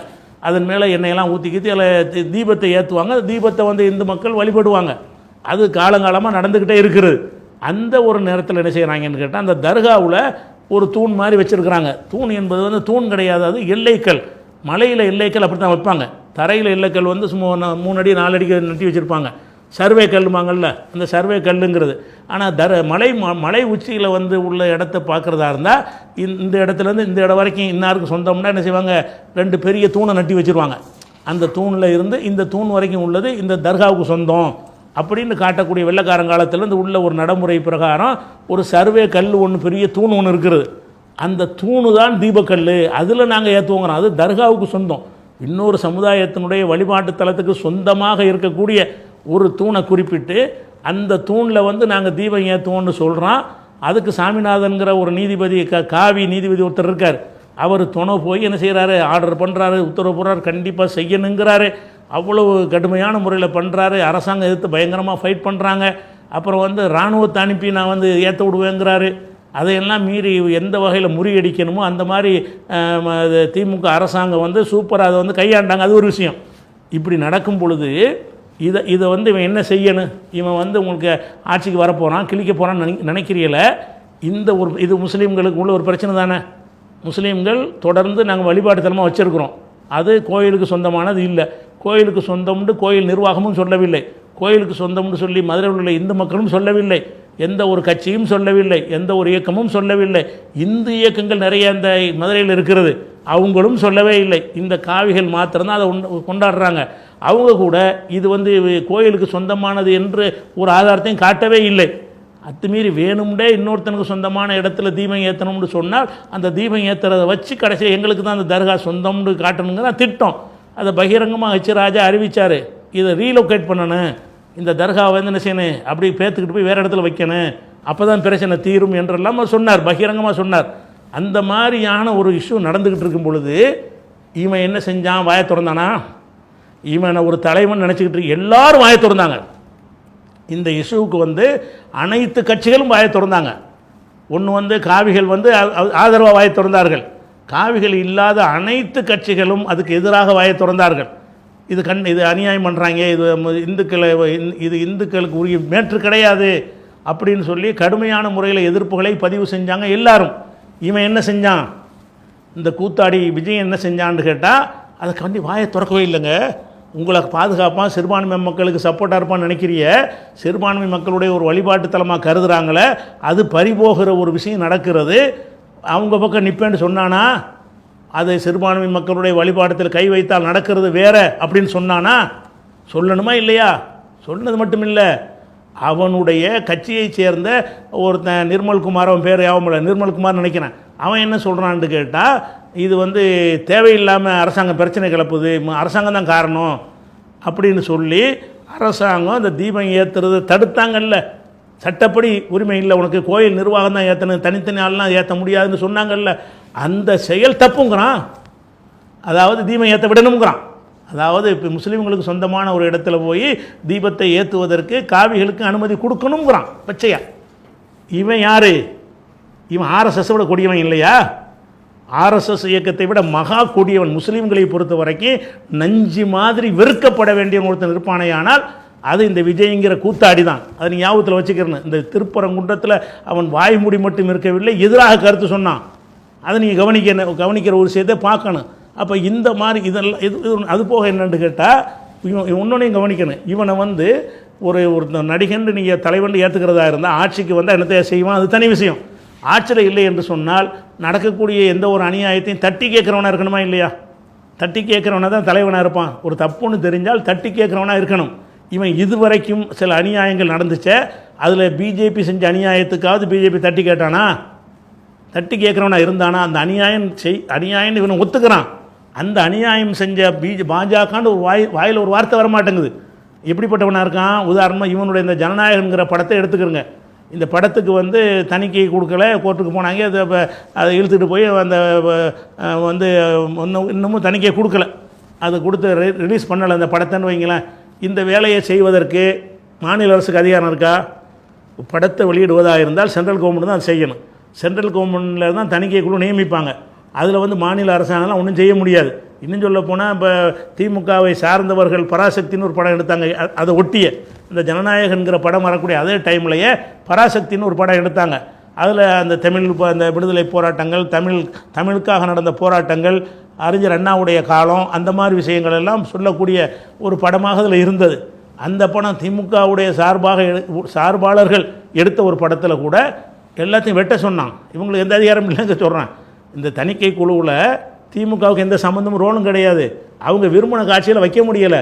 அண்ணாங்கிற வார்த்தை வெட்ட சொல்கிறான், அதை வெட்ட சொல்லி இதை வெட்ட சொல்லி மூட்டு போடுங்கிறான், சைலண்ட் ஆக்குறான். அந்த வார்த்தைகள் வர்ற இடத்துல என்ன செய்யணும், சவுண்டு இல்லாமல் போடு அப்படின்னு சொல்லி என்ன செஞ்சான்னா 18 இடமோ 22 இடமோ சொன்னாங்க. அந்த இடங்களை பூராத்தையும் மூட் பண்ணி விட்டுட்டு தான் ஒன்று டெலீட் பண்ணி இல்லாட்டி சவுண்டு வராமல் என்ன செய்யணும், மூட் பண்ணி விடணும். அப்படி தான் அந்த படத்தை வெளியிட முடியணும்னு சொல்லி சர்டிஃபிகேட் கொடுத்தானே. அதில் என்ன விளங்குறது, திமுகவுடைய சார்பு படமாக இருந்தால் கூட திமுக காரனால் இந்த தணிக்கை குழு ஒன்றும் செய்ய முடியலை. தணிக்கை குழுவில் எந்த அதிகாரமும் அவனுக்கு இல்லை. அப்படி இருக்கும் பொழுது அப்போ இதை செஞ்சது யார்? சென்ட்ரல் கவர்மெண்ட்டு தான். சென்ட்ரல் கவர்மெண்ட் கையில் தான், மத்திய அரசாங்கத்தின் கையில் தான் தணிக்கை குழு இருக்கிறது. பத்திரிகை இந்த சினிமாவுடைய தணிக்கை குழு இருக்கிறது. அவங்க படத்தை யாருக்கும் செய்யாத ஒரு அநியாயம் செய்து உன் படத்தை முடக்கினாங்க இல்லை, வரமாக்குனாங்க இல்லை. அதை ஒட்டி தானே 2 படமும் வந்துச்சு. பராசக்தியும் விளம்பரம் பண்ணினீங்க, ஜனநாயகம் விளம்பரம் பண்ணல. அவனுக்கு அனுமதி கொடுத்து உனக்கு இல்லைன்ட்டாங்க இல்லை. இது யார் செஞ்ச வேலை? பிஜேபி தானே செஞ்சான். ஒரு வார்த்தை பிஜேபி என்னை பழிவாங்க பார்க்கிறது அப்படி. அவர் ஸ்டாலின் சார், இதுக்கு ஸ்டாலின் சாருங்கிறான். இதுக்கு ஸ்டாலின் சாருக்கு என்ன சம்பந்தம்? சினிமாவில் தடை செஞ்சதுக்கு ஸ்டாலின் ஏதாவது சம்மந்தம் இருக்கா? மத்திய அரசாங்கம் பிஜேபி சொல்கிறதுக்கு பயப்படுற ஒருத்தன் நாளைக்கு பிஜேபிக்காரங்களுக்கு மிதிச்சாண்டா குரல் கொடுப்பானா? பிஜேபிங்கிற வார்த்தை வாயில் சொல்வதற்கு பயப்படக்கூடிய ஒரு தொடநடுங்கியாக இருக்கக்கூடிய இந்த கோலப்பைய என்ன செய்யலை, அந்த ஜனநாயகன் படத்தை அநியாயம் பண்ணிட்டாங்கன்னு ஒருத்தர் கண்டிச்சானா? கண்டிக்கலை. போர்க்குணம் கூட இல்லை. அவனுக்கே போர்க்குணம். பிஜேபி எதிர்த்தவன் போராட மாட்டான். அப்போ பிஜேபிக்காரன் உங்கள் பள்ளிவாசலை இடிப்பான், சாமி இருப்பான். ஏன் அவன் படத்துக்கே குரல் கொடுக்கல. அவன் சினிமாவுக்கு வில்லங்க வரும்போது கூட வாய முடிக்கிட்டு இருந்தான். இவன் அவங்கள காப்பாற்றுவான் அப்படின்னு என்ன செய்யணும், நீங்கள் சிந்திச்சு பார்க்கணும். அதே மாதிரி இந்த 41 பேர் இறந்தாங்கல்ல இவனுடைய ஒரு கூட்டத்தில் போய், இவன் தான் காரணம், இவன் தான் அதுக்கு அந்த கொலகாரப்பா இவன் தான் விளங்குதா. இவன் வேணும்னு தான் செஞ்சுருக்கிறான். வேணும்னு சினிமா படம் எடுப்பதற்காக வேண்டி தான் அந்த கடத்தை லேட் பண்ணி அதிக கூட்டத்தை வர வச்சு நெரிசலில் செத்ததை ஒரு காட்சியாக்கி, இவருக்கு தவிர யாருக்காக செத்தார்களான்னு இவன் என்ன நினச்சான்னு கேட்டால், அதுக்கு பின்னாடி சட்டம் வேறு மாதிரி நடவடிக்கை எடுக்கணும்னு யோசிச்சு பார்க்கலாமே. அவன் என்ன செஞ்சான்னு கேட்டால், கூட்டத்தை காட்டுன்னு விஜயை பார்க்க வந்த கூட்டத்தை நெரிசலில் செத்தானுன்னு காட்டணுங்கிறதுக்காக வேண்டி சினிமா படம் எடுக்கிற கேமராலாம் கொண்டு வச்சு தான் அதை எடுக்கான். அதனால தான் என்ன செஞ்சான், எத்தனை மணிக்கு புறப்புறான், காலைல 6 மணிக்கு தான் புறப்புறான். பனையூரில் இருந்த புறப்பட்டு வேணுமுன்னே மக்களை வெயிலில் காய வச்சு நிற்க வச்சு இந்த வருவார் அந்த வருவார்னு சொல்லி தண்ணி இல்லாமல், காற்று கிடைக்காம, ஆக்சிஜன் கிடைக்காம, திணறி நெருக்கி அப்படியே டைட்டான அந்த மக்கள் இருக்கும் பொழுது அது உள்ளக்க கொண்டு போய் இவ்வளோ பெரிய பஸ்ஸை கொண்டே விட்றான். அவனே டைட்டாக உட்காந்துருக்கான். அதில் நெருக்கி உள்ளே கொண்டே இன்னும் கொஞ்சம் நெருக்குவானுவோ. அப்போ ஒருத்தன் மேலே ஒருத்தன் மிதித்து நசுக்கி இவன் வண்டியை கொண்டே விட்டு தான் செத்தான். ஏன் விட்டு போயிறான். இவன் இந்த வண்டியை கொண்டு போனானே அவ்வளோ அடர்த்தியாக இருக்கிற மக்கள் மத்தியில் இந்த கார் அவ்வளோ பெரிய பஸ், ஒரு பஸ்ஸை விட பெருசாக இருக்குது. அது சாதாரண ஆர்டினரி பஸ் இருக்கும்ல, அதை விட பெருசாக உயரமாக இருக்கக்கூடிய அகலமாக இருக்கக்கூடிய எல்லா வசதிகளும் கொண்டு அந்த பஸ்ஸை கொண்டு போய் உள்ளே விடுறான். அது போய் உள்ளே மக்களை கிழிச்சிக்கிட்டு போனால் என்னவாகும்? அப்போ இவன் அவனை தருவான்ல விழுவான்ல. அப்படி தான் நிறைய பேர் செத்தாங்க. இவன் ஏறினவனே சொல்கிறாங்க செத்து 5-6 பேர் விழுந்துட்டாங்கங்கிறாங்க. மாட்டு கண்டுக்கிறான், பேசிக்கிட்டு இருக்கிறான். அப்போ இவன் தான் வேணும்னு குலகாரப்பாவி இவன் தான். இவ்வளவு செஞ்சுட்டு என்ன செஞ்சான்னா ஆளுக்கு போய்ட்டு மக்கள் கொந்தளிச்சிருவாங்க போல இருக்குன்னு தெரிஞ்சவொடனே டக்குன்னு முடிச்சுட்டு ஓடி போயிடறான். செய்தியாளர்லாம் கேட்குறாங்க, ஏர்போர்ட்டில் கேட்குறாங்க என்னங்க ஆச்சுன்னு. இப்போ திரும்பி கூட பார்க்காம ஓடுறான். ஓடிட்டு பனையூரில் வந்து ஏர்போர்ட்டில் இறங்குறான், சிரிச்சுக்கிட்டே இறங்குறான். உடனே கிளம்பி வந்து திருச்சியிலேருந்து ஏர்போர்ட்டில் ஏறி சென்னையில் வந்து இறங்கி வெளியே வர்ற காட்சியை காட்டுறாங்க. இந்த ஒரு கவலையோ அந்த உருக்கமோ ஒன்றுமே இல்லை, சிரிச்சுக்கிட்டு வெளியே வர்றான். அப்போ அந்த மாதிரி அவனுக்கு வரவேற்கிற ஆளுக்கு கையை காட்டிட்டு வர்றான். அப்போ எவ்வளோ பெரிய கொடிய மனம் படைத்தவனாக இருக்கிறான். மக்கள் சாவதை பற்றி எந்த ஒரு கவலையும் இல்லை, ஒரு அறிக்கை விடலை, நான் வருந்துகிறேன், இந்த என்னை ரொம்ப பாதிச்சிருக்குது அப்படின்னு சொன்னானா? அதுவும் சொல்லலை. அப்போ அவனை பார்க்க வந்தானே செத்தானுவோ. அப்படி செத்துருக்கும் பொழுது நான் மனம் உடைஞ்சு போயிட்டேன், நான் கவலைப்படுறேன்னு ஒரு அறிக்கை விட்டானா? 3 நாள் வாயவே திறக்கலை. 3 நாளைக்கு பிறகு மேக்கப்லாம் போட்டு அப்படியே அழுகுற மாதிரி ஒரு டைலாக்லாம் வச்சு என்ன செய்கிறான், ஒரு பேச்சு ரொம்ப வருதுன்னா அப்படி இதெல்லாம் பார்த்தாலே எல்லோரும் செய்கிறாங்க, ரொம்ப ஜாஸ்தியாக நடிக்கிறீங்க, சினிமாவோட நல்லா நடிக்கிறேன்னு கேட்டாங்க எல்லோரும். அந்த மாதிரி ஒரு டைலாக் விட்டான்னு வைங்களேன். அப்படி இருந்தால் கூட அந்த செத்தவங்களை போய் பார்த்தானா இவன்? இன்றைக்கு தேதி வரைக்கும் அந்த ஊருக்கு போனானா? இன்றைக்கு தேதி அந்த குடும்ப மக்களை போய் பார்த்தானா? என் வீட்டுக்கு பார்க்க கூப்பிட விட்றான். என்னை வந்து அனுதாபம் தெரிவிப்பதற்கு எவனாவது கூப்பிட விடுவானா? எவனாச்சு ஆறுதல் தெரிவிப்பதற்கு எவனா கூப்பிட விடுவானா? அப்போ அந்த மாதிரி கூப்பிட விட்டுக்கு ரூபாய்க்கு ஆசை காட்டி என்ன செஞ்சான், அதை செஞ்சதை பார்க்குறோம். இது தனியாக இருக்குன்னு அதுக்கு சொல்ல வரல. இப்படியான ஒரு நேரத்தில் இவன் மேலே வந்து திமுக என்ன செய்கிறாங்கன்னா, எந்த ஒரு சம்பவம் நடந்தாலும் கேஸ் போடணும். அது விஜய்க்குன்னு கிடையாது. என்னுடைய ஒரு கூட்டத்தில் ஒருத்தன் செத்துட்டா கூட அதை ஒரு கேஸை ஆக்கணும், ஒரு சாவுக்கு பதில் சொல்லி ஆகணும். அது வந்து சட்டத்தில் அதுக்கு அது கிரவுண்டு இருக்கிறது. அந்த அடிப்படை 41 பேர் செத்தாங்கன்னு சொல்லி சம்பவம் ஆகிட்டு கடந்து போக முடியாது. அப்போ என்ன செய்வாங்க, அந்த மாதிரி 40 பேர் செத்துட்டாங்க, யார் பர்மிஷன் வாங்கினது யார், மைக் செட்டுக்காரன் யார், வண்டி ஓட்டினவன் யார், அவன் யார், இவன் யார், கொடி கட்டினவன் யார், ஆம்புலன்ஸில் ஏற்றிட்டு போனவன் யார், வைத்தியம் பண்ணவன் யாருன்னு எல்லாரையும் சேர்த்து ஒரு கேஸை போடுவாங்க. அதில் இவனையும் சேர்த்தாங்க. இவனை தான் ஃபஸ்ட்டு குற்றவாளியாக சேர்த்துருக்கணும். இவன் அப்படி சேர்க்காமல் இவன் ஒரு விட்னஸ் மாதிரி இவனையும் சேர்த்துருக்குறாங்க. இதை எதிர்த்து தமிழ்நாடு அரசாங்கம் ஒரு நசுக்கவுமே இல்லை. ஏன்டா நசுக்காமல் இருக்கிறேன்னு நம்ம கேட்டோம் திமுக அரசாங்கத்தை பார்த்து. இவ்வளோ அநியாயம் பண்ணியிருக்கிறான். அவனை வந்து உங்களை மிரட்டுறா, நான் வீட்டிலாம் இருக்கேன், என்னையும் என்ன வேணாலும் செய்யுங்க, என் தொண்டர்களையும் ஒன்றும் செய்யலை, இவனையும் ஒன்றும் செய்யலை, ஒரு திமுறை காட்டுறாரான், நான் வீட்டிலாம் இருப்பேன், என்னை வந்து பாருங்கள் அப்படின்னு பேசிட்டு அறிக்கை விட்டானே. இவ்வளவு செஞ்ச அளவுக்கு திமுக அரசாங்கம் ஒன்றுமே செய்யலை. இவனாத்தான் போய் சிபிஐ விசாரணைன்னு போனான். இவன் தான் போய் கேட்டான், மாநில அரசாங்கம் சரியாக விசாரிக்காது சிபிஐ விசாரணைன்னு கேட்டான்ல. கேட்டதுக்கு பிறகு சிபிஐ என்ன செஞ்சாங்க, இவனுக்கு திமுக அரசாங்கம் கொடுக்காத அம்புடு குடைச்சலையும் கொடுத்தாங்க. என்ன கொடுத்தாங்க, அந்த வண்டியை பறிமுதல் பண்ணாங்க, அதில் உள்ள சிசிடிவி காட்சியெல்லாம் கேட்டாங்க, அழிச்சிட்டேன்னு சொன்னாங்க, அழிச்சதை ரீகவர் பண்ணி எடுத்தாங்க. அதை ரீகவர் பண்ணி எடுக்கிற டெக்னாலஜி மத்திய அரசாங்க கையில் இருக்குது, தனி நம்பர் கூட செய்யலாம். அந்த மாதிரி அழிக்கப்பட்டதெல்லாம் என்ன செஞ்சாங்க, எடுத்தாங்க. அதுக்கப்புறம் இவனை விசாரிக்கிறதுக்காக டெல்லிக்கு வாண்டாங்க. டெல்லிக்கு வந்து கூப்பிடலாமா, ஒரு குற்றம் நடந்து அங்கே தானே வந்து விசாரிக்கணும், சிபிஐ வந்து இங்கே வந்து தானே விசாரிக்கணும், இங்கே வந்து விசாரிக்காமல் டெல்லிக்கு வந்து கூப்பிட்றாங்க. இதை கண்டிச்சானா? எத்தனை வழக்கு நடந்துச்சு, சிபிஐ நடந்துச்சு, அதெல்லாம் இங்கே டெல்லி கூப்பிட்டா விசாரிச்சிங்க, இங்கே சிபிஐ தமிழ்நாட்டில் இல்லையா, சென்னையில் தலைமை அலுவலகம் இல்லையா அப்படின்னு கேட்கணுமா இல்லையா? 2 தடவை நோடிச்சிருப்பான், 2 தடவையும் போகிறான். அப்போ இவன் என்ன நேர்மை வந்துட்டு இருக்குங்கிறீங்க? இதை அவனுக்கு இழைக்கிற ஒரு அநீதியை கூட கேட்க மாட்டேங்கிறான். திமுக இழைச்சால் கேட்குறான், பிஜேபி இழைச்சா கேட்க மாட்டேங்கிறான். நமக்கு ஆபத்து பிஜேபி தான். பிஜேபி என்ன செஞ்சாலும் இவன் கேட்பானா, அவனுக்கு செஞ்சாலும் கேட்க மாட்டேங்கிறானுங்க. அவனை போட்டு மிதின்னு மிதிக்கிறாங்க, பல மணி நேரங்கள் அவனை உட்கார வைக்கிறாங்க, தேவையில்லாமல் 2 தடவை 3 தடவை அழைக்கிறாங்க. இப்போ கூட மறுதடவை வர சொல்லி தான் அந்த தேர்தல் முடிஞ்சு விசாரணைக்கு வரும் அடிப்படையில் அவனை அனுப்பிவிட்ருக்குறாங்க. திரும்பவும் இன்றைக்கி வரைக்கும் சிபிஐ பிடியில் இருக்கிறான். அப்போ சிபிஐ பிடியில் இருக்கும்போது நீ என்ன செஞ்சேன்னு, இதுக்கு எதிராக நீ செஞ்சது என்ன? ஒரு வாயை கூட திறக்கலை. இப்படி வந்து இதுக்கே வாயை திறக்காத ஒருத்தன் எப்படி வந்து இங்கே மக்களுக்காக பேசுவான்னு நீங்கள் சிந்திச்சு பார்க்கணும். அப்போ இதெல்லாம் வச்சு பார்க்கக்கூடிய நேரத்தில் இவன் வந்து அப்படி பெட்டி பாம்பாக பிஜேபிக்கு முன்னாடி அடங்கி போகக்கூடியவனாக இருக்கிறான் என்பதற்கு இது ஒரு சான்றாக இருக்கிறது. இதெல்லாம் வந்து அவனை புரிஞ்சுக்கிறதுக்காக உள்ள விஷயங்கள். அவன் அதுக்கு தகுந்த எந்த ஒரு தகுதியும் கிடையாது. தனக்கு ஏற்பட்ட அநியாயத்துக்கு அவன் எதுக்காக மாட்டான். அது ஒன்றாச்சா. அதுக்கடுத்து என்ன செய்கிறான்னு கேட்டால், இவன் வந்து மக்களுக்கு பிரச்சாரம் பண்ணணுன்னு வர்றான்ல. ஒவ்வொரு தலைவர்களும் இவனை விட வயசு கூடினாலும், ஸ்டாலினுக்கு என்ன வயசு, 73 74 வயசு ஆகுது அவருக்கு. 74 வயசு ஒரு கிழவனாக இருக்கக்கூடிய ஸ்டாலின் எடப்பாடி கூட 60 வயசுன்னு நினைக்கிறேன். 60 வயசு இருக்கக்கூடிய எடப்பாடி இவங்களெல்லாம் என்ன செய்கிறாங்கன்னு கேட்டால் தெரு தெருவாக ஊர் ஊராக போய் பிரச்சாரம் பண்ணுறாங்க. அந்த வயசான காலத்துலேயும் அதை கேட்ப காலையில் இங்கே, சாயந்தரம் அங்கே, மத்தியானம் இங்கே அப்படின்னு சொல்லி ஒரு நாளைக்கு 10 இடத்துல என்ன செய்கிறாங்க, பிரச்சாரம் பண்ணுறாங்க, மக்களை சந்திக்கிறாங்க, மக்களை பேசுகிறாங்க, மக்கள்கிட்ட வாக்குறுதி கொடுக்குறாங்க, மக்கள்கிட்ட ஆர்வம் ஊட்டுறாங்க, மக்கள்கிட்ட ஓட்டு கேட்குறாங்க. இப்படிலாம் நடந்துக்கிட்டு இருக்கும் பொழுது இந்த கூத்தாடி பைய மக்கள்கிட்ட வந்தானா, பிரச்சாரம் பண்ணி வந்தானா, அனுமதி ரத்து பண்ணுறாங்க. அனுமதி வாங்குகிறான். நான் 2லேருந்து 6 வரைக்கும் அனுமதி கொடுக்குறாங்க. அனுமதி வாங்கிக்கிட்டு பிரச்சாரத்தை ரத்து பண்ணுறேன். ஏன் ரத்து பண்ணுறேன்? இவனுக்கு வெளியெல்லாம் நிற்க முடியாது. இவன் அதில் இந்த பனையூர் பங்களாவிலே அந்த திருசாவோடவே இருக்கணும், தண்ணி அடிச்சுட்டு கிடக்கணும், போதையில் உருண்டு கிடக்கணும். அதை தவிர்த்துட்டு வெளியே வெளி உலகத்துக்கு வரவே முடியாது. ஒரு ஏறக்குறைய மீன் மாதிரி தண்ணியிலேருந்து வெளியே எடுத்து போட்டால் மீன் வாழுமா? மீன் தண்ணிக்குள்ளே இருந்தால் தான் மீனுக்கு வாழ முடியும். வெளியே எடுத்து போட்டிங்கன்னா துடிதுரிச்சிருமா இல்லையா? இவன் பனையை விட்டு வெளியே வந்தானா துடிதுரிச்சிருவான். அவனுக்கு குட்டியும் புட்டியும் இல்லாமல் இருக்கவும் முடியாது. அவனை பொறுத்த வரைக்கும் 2ம் இல்லாமல் அவனால் வாழவே முடியாது. அப்படிங்கிறத நான் என்ன செய்கிறான்னு கேட்டால், இங்கே எது போய் 2லேருந்து 6 மணிக்கு அம்புட்டு நேரத்துக்கு நம்ம என்ன செய்கிறது, அம்புட்டு நேரத்துக்கு தண்ணி அடிக்காமல் இப்படி இருக்கிறது அப்படிங்கிறத என்ன பண்ணுறான்னு கேட்டால், பிரச்சாரம் பண்ணி ஓட்டு கேட்க வேண்டிய ஒரு கடமை உனக்கு இருக்கிறது. அந்த மக்கள்கிட்ட போய் ஓட்டு கேட்குறதுக்காக போகிறதுக்காக வேண்டி இது வரைக்கும் 8 இடம் நினைக்கிறேன், 8 ஊர்களில் ரத்து பண்ணியிருக்கிறான் பிரச்சாரத்தை. தேர்தல் கமிஷன் அனுமதி கொடுத்துருக்கிறது, அதை ரத்து பண்ணியிருக்கிறான், இவனே ரத்து பண்ணியிருக்கிறான். அது மாத்திரம் இல்லாமல் அந்த ஒவ்வொரு கூட்டத்துக்கு போகும்போது அதே மாதிரி லேட்டாக போகிறது. இவன் பல ஊர்களுக்கு ஆட்களை தெரிவித்து வர சொல்லி தான் அந்த கூட்டம் காட்டுறான். ஏன்னு கேட்டால் அதுக்குன்னு வந்த வாகனங்கள்லாம் எடுத்து படம் முடிச்சு போட்டிருக்கிறாங்க. தூரத்தில் நிப்பாட்டப்பட்டிருக்கு பெரிய பெரிய பஸ்ஸுகளை பிடிச்சிக்கிட்டு வெளியூர்லேருந்து வர சொல்லி அவருக்கு ஓட்டு கேட்க போனாலுமே பெரிய கூட்டமாக இருக்குன்னு காட்டுறதுக்காக செய்கிறான். அப்போ என்ன தான் காட்டினாலும் நீ தெருவாக போய் மக்கள்கிட்ட ஓட்டு கேட்கணுமா இல்லையா?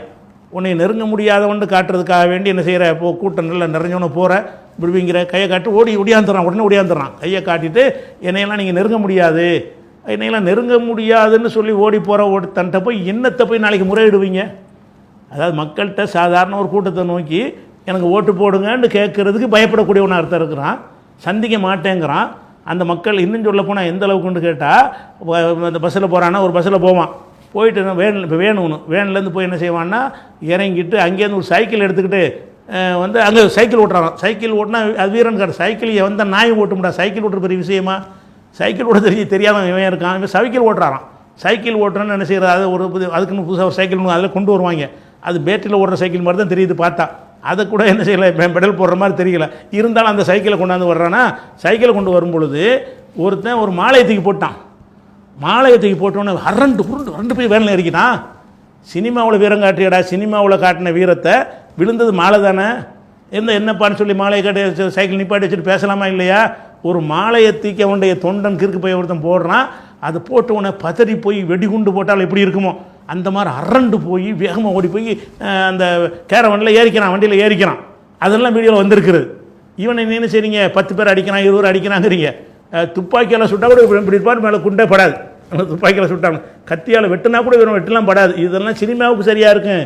ஒரு பூமாலைக்கு தாங்க மாட்டான் இவன்.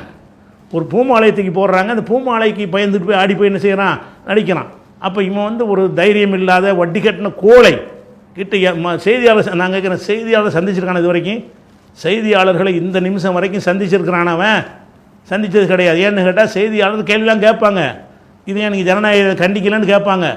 அதுக்கப்புறம் கூட்டத்தில் பேசும்போலாம் என்ன பண்ணுறான்னு கேட்டால், அந்த பல இடங்களுக்கு போனான்ல, பேசின பேச்சையெல்லாம் பார்த்தீங்கன்னு சொன்னால் இப்படிப்பட்ட ஒரு மடப்பயலுக்கு பின்னாடியே நம்ம போகிறோன்னு சொல்லி விளங்குற அளவுக்கு பளிச்சுன்னு அடையாளம் காட்டுறான். நாகப்பட்டினத்தில் போய் பேசுகிறான், மீனவர் பிரச்சனைகள், மீனவர்களை கைது பண்ணுகிறார்கள், மீனவர்கள் மீன் பிடிக்க முடியவில்லை, அதை தமிழக அரசை நான் வன்மையாக கண்டிக்கிறேங்கிறான். மீனவருக்கு தமிழருக்கு என்ன சம்பந்தம்? எதை எப்படி பேசணும்? அது மீனவர்கள்ங்கிற விஷயம் இந்தியாவுடைய பிரச்சனை. ஒரு இலங்கை அரசாங்கம் மீனவர்களை கைது பண்ணால் அதை தமிழ்நாடு அரசாங்கம் கேள்வி கேட்க முடியாது, மத்திய அரசாங்கம் தான் கேட்க முடியும். அவர் கைது பண்ணப்படுறார்கள்னா அதை தடுக்கிற அதிகாரம் ஸ்டாலினுக்கு கிடையாது, மோடிக்கு தான் இருக்கிறது. அப்போ மத்திய அரசாங்கம் செய்கிற விஷயத்தை கண்டிக்கும் பொழுது கூட மாநில அரசாங்கத்தை கண்டிக்கிறான். அப்போ எந்த ஒரு புரிதலுமே கிடையாது. இன்னும் சொல்ல போனால் அந்த அந்த பேசுகிறத பார்த்தீங்கன்னு சொன்னால் ஒன்று கிடக்க ஒன்று பேசுகிறான். அந்த பேப்பர் மிஸ் ஆகிடுச்சுன்னா பேச வரமாட்டேங்குது. அதை எழுதுனது தான் படிக்கிறான், எழுதுதான் தப்பாக இருக்கிறது. அது இன்னும் சொல்ல போனால் கமா புல் ஸ்டாப்லாம் படிக்கிறான். அதில் கமாண்டு இருக்கும்ல, கமாண்டு படிக்கிறான். அப்போ இப்படி படிக்கிற ஒருத்தனாக இருந்தானேன்னா இவனுக்கு என்ன அறிவு இருக்குது? அதுக்கு எவனோ எழுதி கொடுக்குறான்னு அந்த பேப்பரை வாசிக்கிறத தவிர சொந்தமாக ஒரு 20 நிமிஷம் அவனுக்கு பேச இயலுமா? சொந்தமாக அவனை அவங்க கருத்தை சொல்லி பேச முடியாது. என்ன பேசுவான்? நான் அத்தனை வழிகளையும் தாங்கி கொண்டு வந்திருக்கிறேன் அம்புட்டு இடத்துலையும் சொல்கிறான். இதை என்னடா வழி உனக்கு? என்ன வழி? அந்த பனையூரில் போய் ஜல்சா பண்ணுறது வழியா உனக்கு? என்ன வழியை தாங்கிட்டு இருக்கிற? இவ்வளோ சொகுசான வாகனத்தில் அனைத்து வசதிகளோடையும் அனைத்து மெய் காவலர்களோடையும் வந்துட்டு போகிறது ஒரு வழியா உனக்கு? அத்தனை வழிகளையும் உங்களுக்காக தாங்கி கொண்டிருக்கிற ஒரு என்னமோ நாட்டுக்கு தியாகம் பண்ண மாதிரி பேசுகிறான். போய் இவன் ஓட்டுக்களுக்கு போட்டு பொறுக்க போகிறான். எல்லா உரையிலையும் இந்த வாசகம் இருக்கும். இவன் எங்கெல்லாம் பேசினான் அத்தனை இடத்துலையும் அத்தனை வழிகளையும் தாங்கி கொண்டு உங்களுக்காக வந்திருக்கிறேங்கிறான். என்ன வழி உனக்கு? உனக்கு என்ன வழி வந்துச்சு? உனக்கு பனையூரில் விட்டு நீ வெளியே வரவே இல்லை, இப்போ தான் வெளியே வந்திருக்கிற. வந்ததில் உனக்கு என்ன வழி? அப்படி வழி ஏதாவது வந்திருக்குமே ஆனால் உன்னுடைய தொண்டர்கள்னு சொன்ன இந்த கிறுக்கு புயல் உன்னால் உனக்கு வழி வந்திருக்குமே தவிர வேறு யாருனால உனக்கு வழி? மத்திய அரசாங்கத்தில் வழி வந்துச்சா? மாநில அரசாங்கத்தில் வழி வந்துச்சா? ஆளுங்கட்சினால வழி வந்துச்சா? உன்னை எதிர்க்கக்கூடிய மற்ற கட்சிகள்னால ஏதாவது வழி வந்துச்சா? எந்த வழியுமே இல்லையே. வழியை தாங்கிட்டு இருக்கிறான். எத்தனை வழிகளை நான் சுமந்து கொண்டிருக்கிறேன் அப்படிங்கிறான். என்ன வழி? உன் பொண்டாட்டி மேலே வழக்கு கொடுத்த வழின்னு அதுக்கு நாங்கள் என்ன பண்ணுறது? நீ ஒழுங்காக நடத்தாதனால நம்ம வழக்கு போட்டிருக்கிறாங்க. அது என்ன வழக்கு? விவாகரத்து வழக்கு தான் போட்டிருக்கிறாங்க. இது வழியாம்.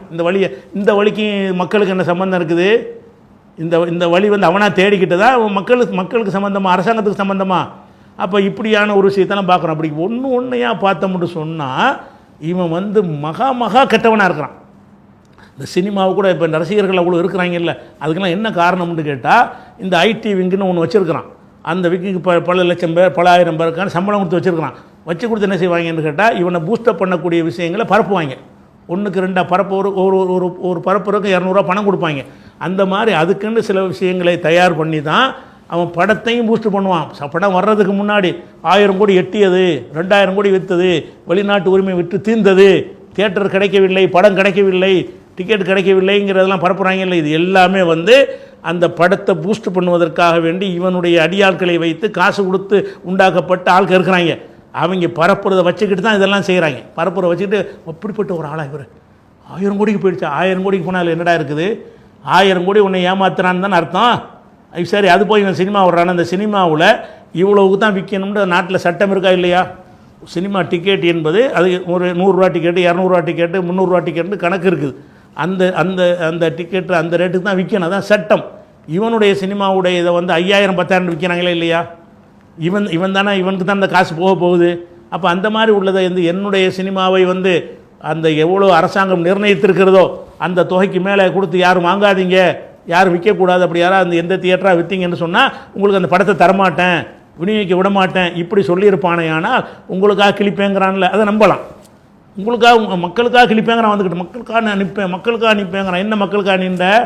உன் ரசிகருக்கு நிற்கலையே. அந்த வெறி பிடிச்ச பைத்தியக்காரங்க 10,000 கொடுத்து டிக்கெட்டை வாங்குறாங்களே, 5000 கொடுத்து வாங்குறாங்களே. அந்த 5000 ஒரு மாதம் உழைப்பு, அவனுக்கு 10,000 ஒரு மாதம் உழைப்பு.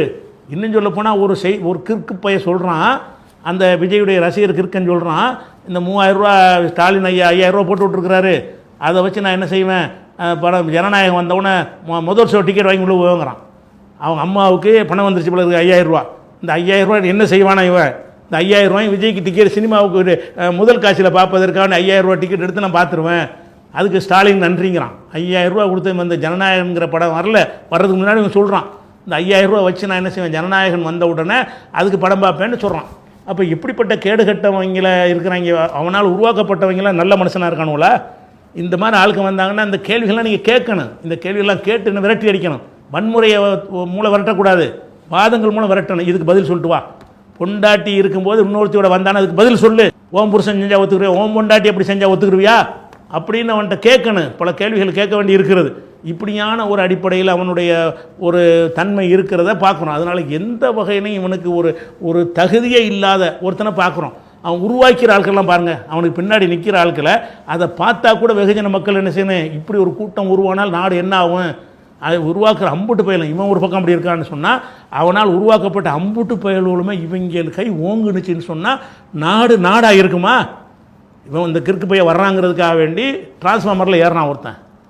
இது என்னடா அது, அடுத்தவன் கடையில் போய் ஏறுறான், பிறர் கடையுடைய போர்டெல்லாம் உடைக்கிறான், காசு கொடுக்காம ரவுடித்தனமாக என்ன செய்கிறான், சின்ன சின்ன கடைகளில் ஜாமான்களை வாங்கிட்டு காசு கொடுக்காம ஓடுறான்.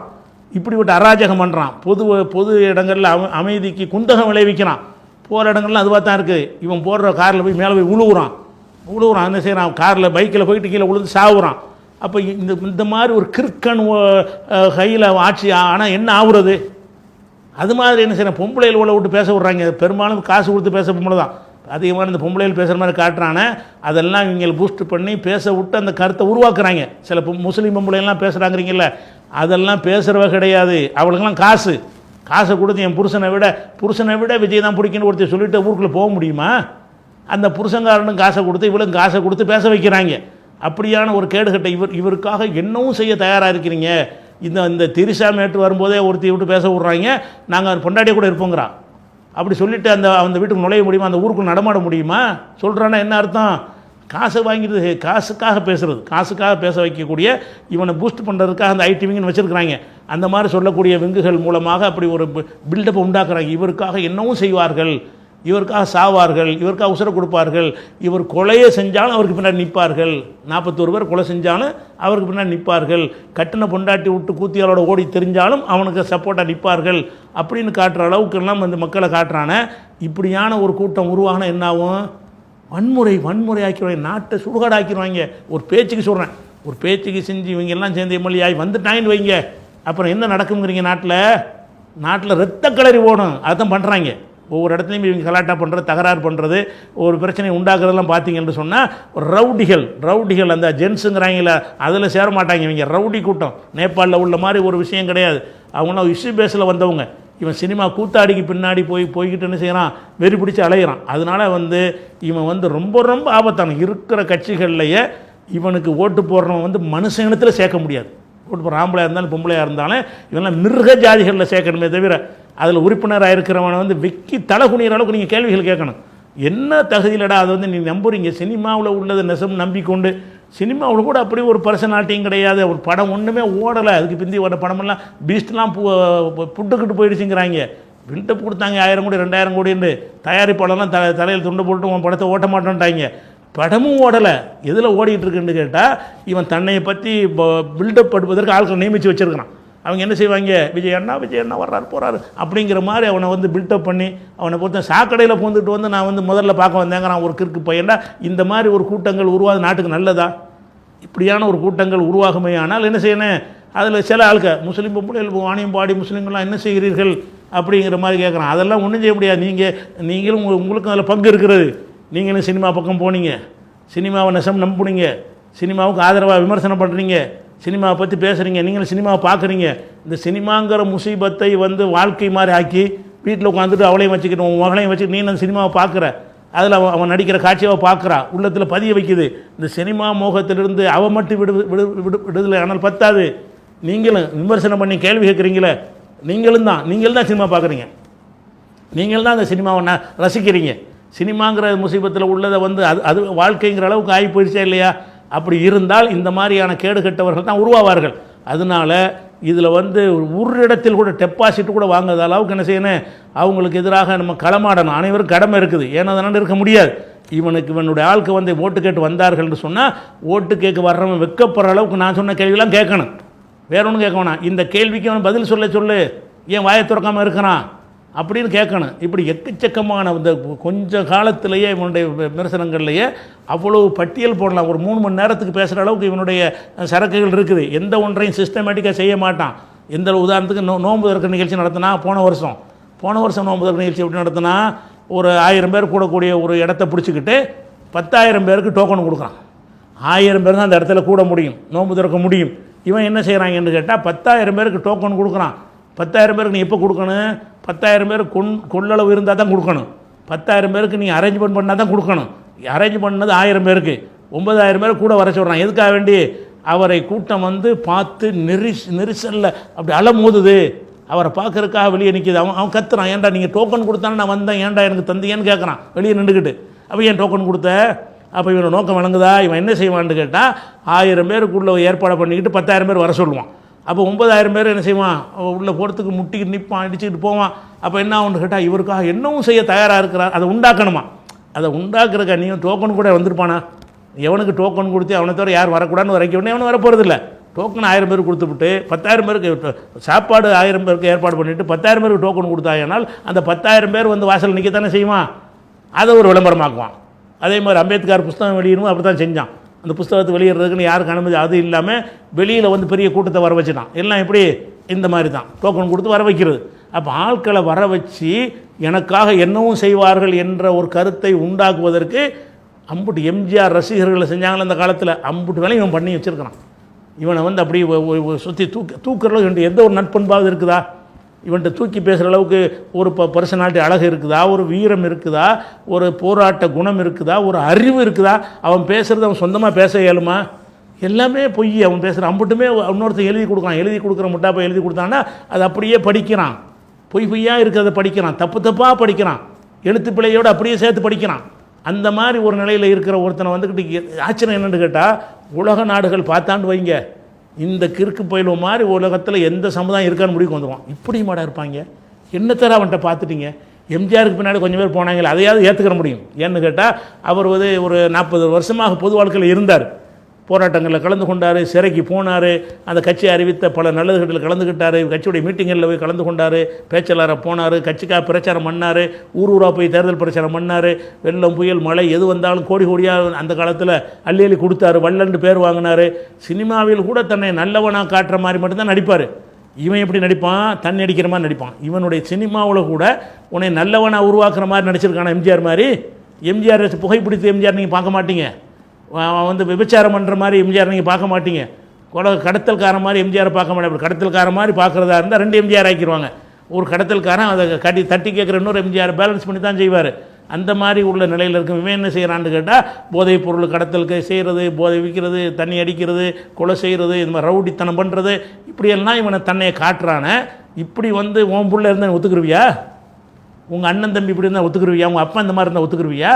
எந்த மாதிரி வந்து உன் குடும்பத்தில் ஒருத்தன் இருந்தால் ஒத்துக்கிற மாட்டி, அந்த மாதிரி தான் அவனுடைய சினிமாக்கள்லாம் இருக்கிறது. அதுக்கு பிறகு இப்படி ரசிக்கிறீங்க. ரசிக்கிறதுக்கு கூட தகுதி கூட என்கிட்ட இல்லைங்க. ரசிக்கிறது சிவாஜி இந்த மாதிரிலாம் எஸ்எஸ்ஆர்லாம் இருந்தாங்க, ரசித்தாங்கன்னா ரசிக்கிற மாதிரி சினிமா விரும்புகிற ஆளுக்கு கூட ரசிக்கிற மாதிரி ஏதோ ஒரு விஷயம் இருக்குது. இவங்ககிட்ட அதுவும் இல்லை.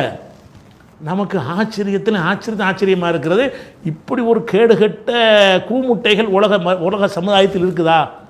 உலக நாட்டில் இந்த விஜய் ரசிகர்கள் அளவுக்கு மடையர்கள், விஜய் ரசிகர்கள் முட்டாள்கள் இருக்காங்களா? இப்போ வேணால் நீங்கள் நான் பேசிட்டேன்ல, என்னை திட்டி உள்ளே போடுவாங்க, கமாண்ட் போடுவாங்க, அதுக்குன்னு ஆளுக்கு இருக்கிறாங்க, அதை தான் செய்வாங்க. அது என்ன 10 பேர் இருந்துக்கிட்டு 1000 போடுவான். 1000 பேர் கருத்து மாதிரி தெரியும், இருக்கிற 10 பேர் தான் பண்ணுவோம். அதனால் வந்து இந்த மாதிரி உள்ள இந்த கள்ளப்பயல்களை என்ன செய்யணும், முற்றாக இந்த தேர்தலோட விஜய்னா யாருன்னு தமிழக மக்களுக்கு தெரியாத அளவுக்கு ஆக்க வேண்டும் என்பதை ஒரு கோரிக்கையை வைத்து முடிக்கிறேன். அஸ்ஸலாமு அலைக்கும்.